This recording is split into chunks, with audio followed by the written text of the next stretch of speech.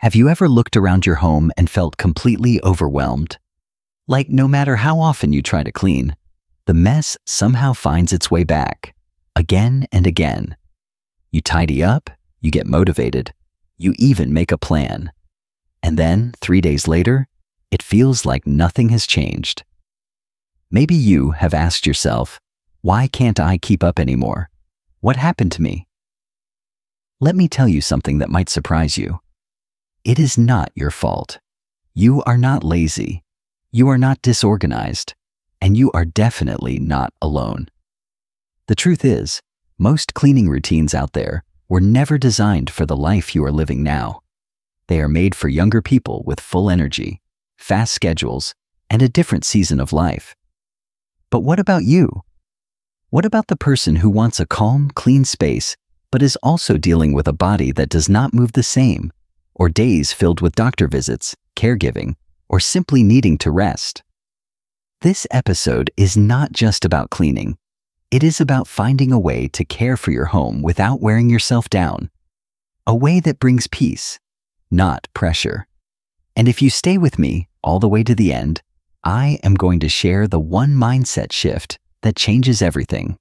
It is simple, it is powerful, and once you understand it, you will never look at cleaning the same way again. So take a breath. This is your time. Let us begin together. Why cleaning routines often fail us. You know, for so many of us, the idea of a clean house is tied to how we were raised. We were taught that a tidy home meant you were disciplined, dependable, responsible. And when things fall out of place, when dishes pile up or dust gathers on the shelves, it is easy to feel like we have failed. But here is the truth that nobody says out loud. Most of the cleaning routines out there, the ones you find in books, magazines, videos, they are not built for your life, not the life you are living now. Those routines assume you have unlimited energy.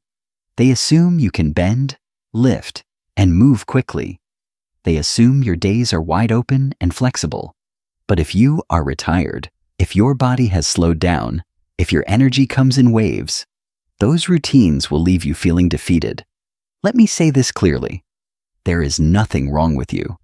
There is something wrong with the approach. You do not need a military-style schedule. You do not need a 20-step checklist or color-coded calendar. What you need is a rhythm. Something flexible.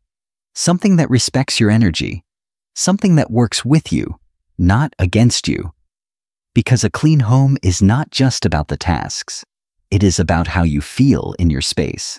Calm, grounded, comfortable. So if your past routines did not last, that is not failure. That is a sign that it is time for a new way. And we are going to build it, one gentle step at a time. The heart of a good routine. Let me ask you a simple question. What makes a good cleaning routine? Most people would say, one that gets everything done, one that's efficient, thorough, on schedule. But if you are anything like me, you have probably tried that route. You made a list, tried to stick with it, and within a few days, life got in the way. Because here is the honest truth. The best cleaning routine is not the one that looks perfect on paper. It is the one that you can gently return to, even after a hard week. The one that gives you peace, not pressure. A good routine starts with one thing: compassion. Compassion for yourself, for your energy, for the season of life you are in right now. You do not need to push harder. You do not need to catch up. You need a rhythm that fits the real you, one that honors the fact that some days are slower, that your body might ache, that your energy might dip, and that is not a problem. It is simply life. So before we talk about tasks or time slots, I want you to remember this. You are allowed to create a routine that works for you, not for your younger self, not for your neighbor, not for that video you saw online. You deserve a home that feels cared for, and a way of caring for it that does not drain you. We are not chasing perfection here. We are choosing peace. And now, let us take the first gentle step forward. The 5 foundations of a routine that works. Let's begin building your new routine, not with rules, but with understanding. Because routines are not about discipline, they are about rhythm. And when you find your rhythm, life begins to feel more steady, more manageable, even when it is not perfect. These are the 5 foundations of a routine that actually works. Each one is simple, but together they will transform how you relate to your home and to yourself. Let's walk through them one by one. Foundation 1. Start small and stay steady. One of the biggest mistakes people make at any age is trying to do too much, too fast. You wake up on Monday morning and decide, today I am going to clean the whole house. You make a list, you get motivated, and by lunchtime, you're worn out, burned, and wondering why you started at all. Here is what I want you to remember. You do not have to do it all today. Start with just one small habit, something so easy that it almost feels silly. For example, make your bed each morning. Wipe the kitchen counter after breakfast. Empty the sink before you go to bed. That's it. Just one. And you do it every single day, no matter what. Rain or shine, tired or not. Just that one thing. Because what you are doing is building a base, a root system. Like planting a tree, you don't begin with the leaves. You start with the roots. I remember a woman named Margaret from Ohio. She's 72 and lives alone. She told me, every time I tried to get my house together, I would burn out by day 3. Then I felt like I failed. I asked her to choose just one thing. She chose to wipe her table after every meal. That was it. At first, she felt like it was not enough. But 3 days in, she said she actually looked forward to it. Then she started picking up the mail clutter on the counter. A week later, she found herself folding laundry while her tea brewed. All of it started with one task. When you begin small, something powerful happens. You build confidence, you create momentum, and you feel less overwhelmed because you know, I did something today. That's where real change begins. Not with a full checklist, but with one faithful step. Foundation 2. Divide your home into zones. Another reason routines fall apart is because people try to clean everything all at once. That is exhausting, especially if you are older, managing health issues, or simply don't have hours of energy each day. So here's a better way. Break your home into zones. Think of it like this. Monday, kitchen. Tuesday, bathroom. Wednesday, living room. Thursday, bedroom. Friday, entryway or hallways. If your home is smaller or larger, adjust it. Maybe you only need 3 zones. The idea is to focus on just one area per day. That way, your mind knows, today I am only dealing with the kitchen. Not the whole house, not the laundry, just one zone. And if all you can do in that zone is sweep the floor or clear a counter, that is still progress. I heard from a gentleman named Robert, age 75, who used to clean everything on Saturday. He said by the afternoon, he was so wiped out that he needed all of Sunday to recover. We switched to the zone method. He started doing one space per day, just 30 minutes at a time. Now, he says he barely even notices he is cleaning because it feels so manageable. His house? It is not perfect, but it is cared for. And most importantly, he does not feel overwhelmed anymore. Foundation 3. Pick your best time of day. You know your body better than anyone. You know when your energy is up and when it is not. Some people feel great in the early morning. Others need a slow start and hit their stride after lunch. Some even feel most alert in the evening after dinner. There is no right time to clean. There is only your time. The key is to notice it. Pay attention for 3 days. When do you feel naturally inclined to move? When does your body feel steady? and your mind calm. Maybe it is right after breakfast. Maybe it is before your favorite afternoon show. Maybe it is after your walk, or once you have taken your medication and settled in. Once you find that window, even if it is just 15 minutes, protect it. That is your sweet spot. Use it to do one task in your routine. A lovely woman named Carol from Arizona told me she always wanted to clean in the morning because she thought it was the right way, but she never kept it up. We talked, and she realized her real energy came after lunch, when she would make her tea and sit in her sunroom. Now, she cleans for 10 minutes right before that tea. Just one task. And she says, "It feels like I'm setting the tone for my afternoon." She's no longer fighting herself. She's working with her own rhythm. When you clean at the time that works for you, it feels less like a chore and more like a choice, and that makes all the difference. Foundation 4. Choose a daily minimum. Here's a little secret that helps keep your routine alive on the tough days. Have a daily minimum. This is the one task that gets done no matter what, even if you have a bad night's sleep, even if the grandkids visit and the house gets wild, even if you just do not feel like doing much. This one task is your anchor. For some, that's wiping the kitchen counters. For others, it's making the bed. It could be taking the trash out or just putting away the items left out during the day. Ask yourself, what makes me feel like the house is under control? That is your daily minimum. Do that one thing every day and give yourself credit for it, because that one thing, it keeps the wheels turning. Over time, it becomes automatic, like brushing your teeth.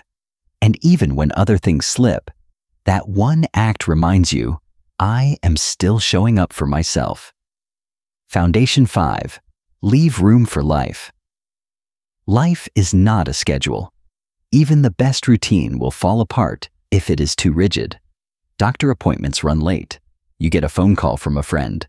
The weather changes your plans. Or maybe you're just tired that day. That is not failure. That is life. So here's the 5th foundation. Build in space. Leave room for life. Choose one day a week, maybe Sunday, and leave it wide open. No cleaning goals, no expectations. That's your grace day. If something earlier in the week did not get done, you can do it then. But if you just want to rest, that is what it is for. A woman named Linda told me that she used to feel like a failure every Thursday. That was her bathroom cleaning day. But Thursday was also the day she took her granddaughter to piano lessons, and she was always too tired after. I suggested she move bathroom cleaning to Wednesday and use Thursday as a flex day. She said it changed everything. She stopped feeling behind. She said, now my routine fits my life, not the other way around. And that, my friend, is what this is all about. So there you have them, the 5 foundations. Start small and stay steady. 2. Divide your home into zones. 3. Pick the time of day that works for you. 4. Choose your daily minimum. And 5. Always leave room for life. These are not rules. They are gentle guideposts. They are here to support you, not pressure you. Because your home should be a place of peace, and your routine should be something that helps you feel more alive, not more tired. Let's keep going. You're doing beautifully. Make it easier to succeed. Now that you have the foundation, let's talk about how to make your routine easier to follow, day after day. Because here's the truth. It's not always about motivation. Sometimes, success just comes down to a few small changes that make everything feel lighter, more doable, and less overwhelming. Let's walk through a few gentle strategies that truly help. Use visual reminders. You might not be forgetting things because of age. It might just be that your mind is already full. Appointments, medications, family calls, meals. And in the middle of all that, of course, cleaning slips through the cracks. That's why visual reminders are so powerful. They give your brain a break. You do not have to remember everything because the reminders do it for you. You can use a small sticky note on the fridge that says, "Wipe the counter after breakfast," a weekly routine printed out and taped inside a cabinet door, or even a soft phone alarm that gently reminds you, "Time to tidy the living room." One woman named Eleanor told me she wrote her tasks on index cards and kept them in a recipe box on her table.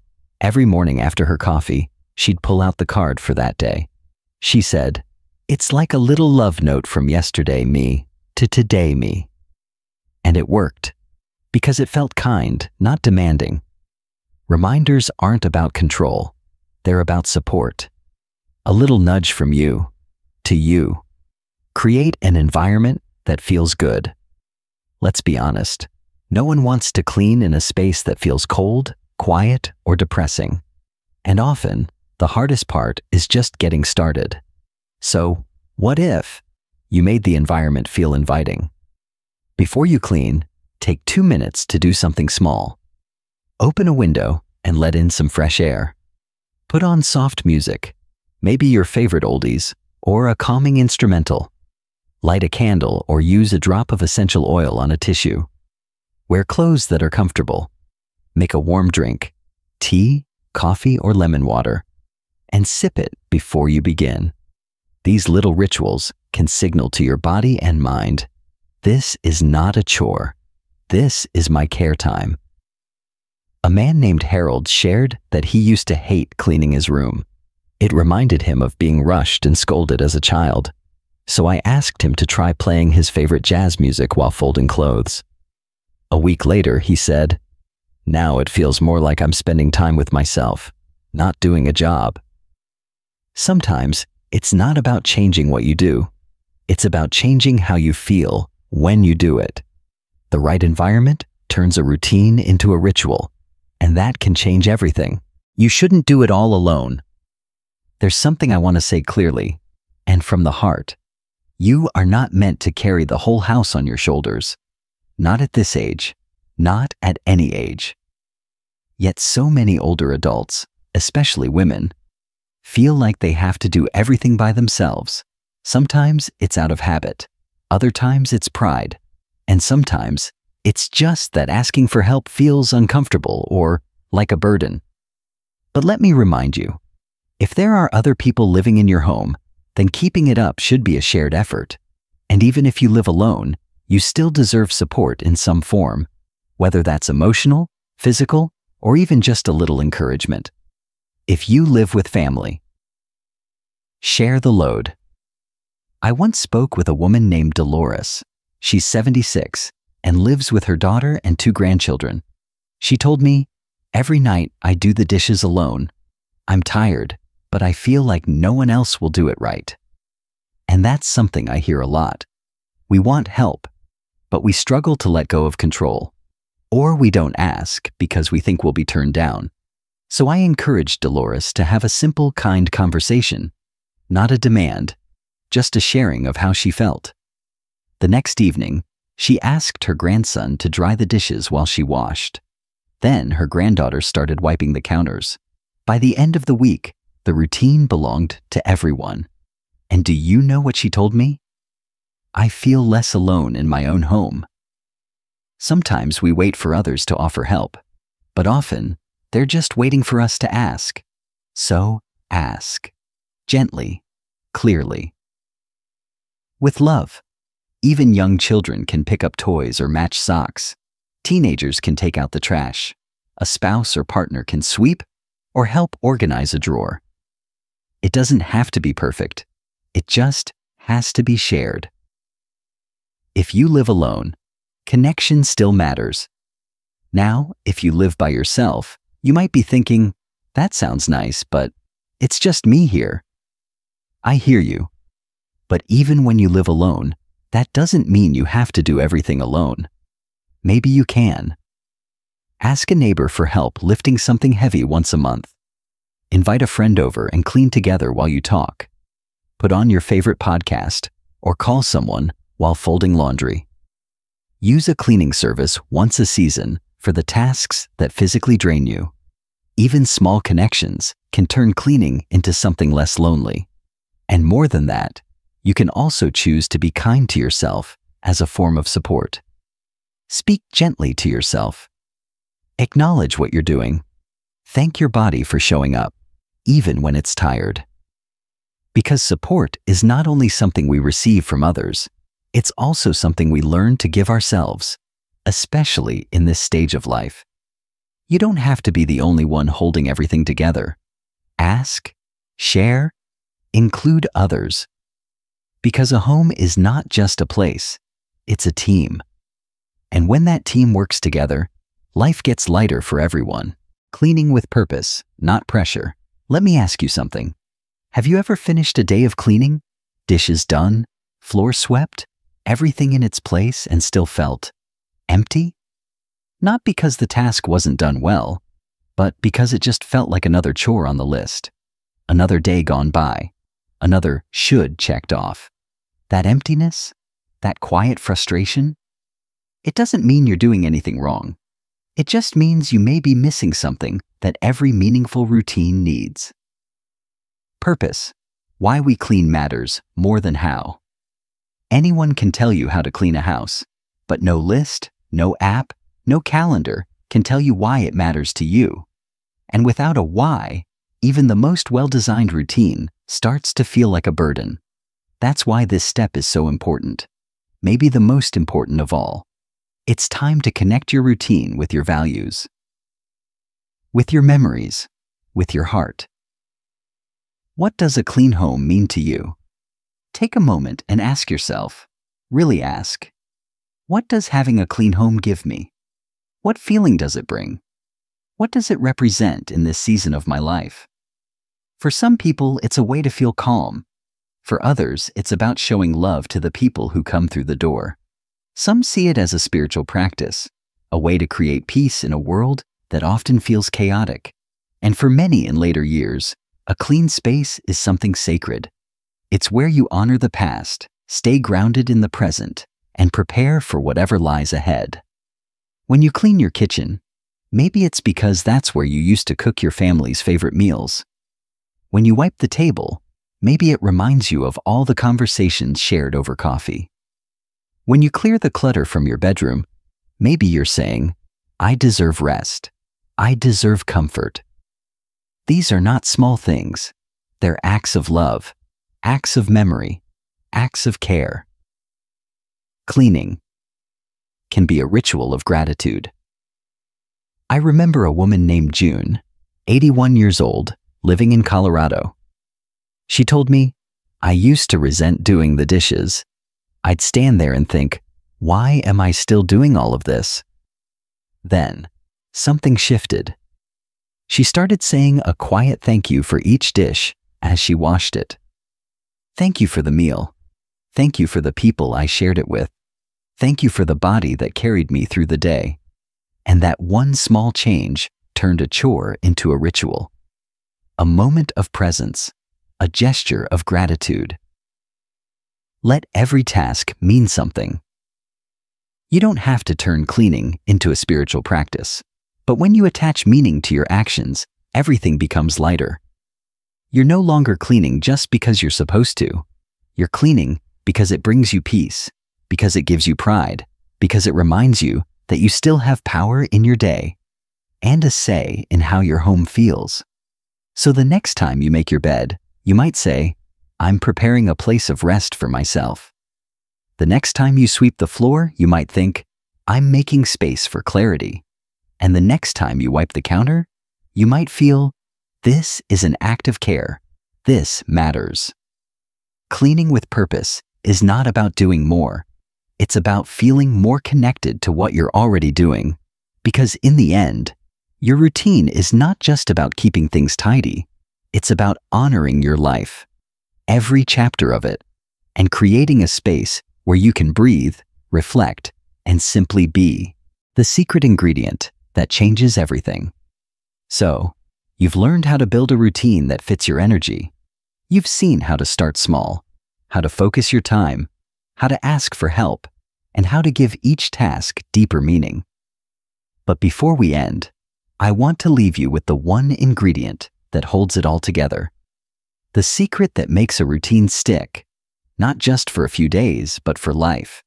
And it's not what most people expect. It's not willpower. It's not discipline. It's not even motivation. It's kindness. Kindness is the missing piece. Most routines fall apart, not because we're lazy, but because the moment we miss a day, we start to blame ourselves. We say things like, "I'm behind again," or "I can't keep up," or "I'm just not good at this." And the guilt piles up faster than the clutter ever did. But what if you responded differently? What if, on the days you forget or skip or just don't have it in you, you said to yourself, "I did what I could today, and that's enough"? That kind of kindness is not weakness, it's wisdom. Because when you treat yourself with patience and understanding, you actually give yourself the strength to begin again. No routine is perfect, but it can be real. There will be days when things go smoothly, and others when nothing gets done. There will be times when your body cooperates, and others when it needs more rest. There will be good weeks, slow weeks, and everything in between. But a real routine, the kind that lasts, makes space for all of that. It breathes with you. It bends, but doesn't break. It forgives missed steps. It welcomes you back gently, again and again. And that only happens when you choose to be gentle with yourself. You deserve peace, not perfection. Your home does not need to sparkle to be sacred. Your kitchen doesn't have to be spotless to be full of love. Your routine does not need to look like anyone else's to be valuable. What matters is that you feel at ease in your space, that your surroundings support your peace of mind, that you can walk through your home and feel, not shame or frustration, but comfort.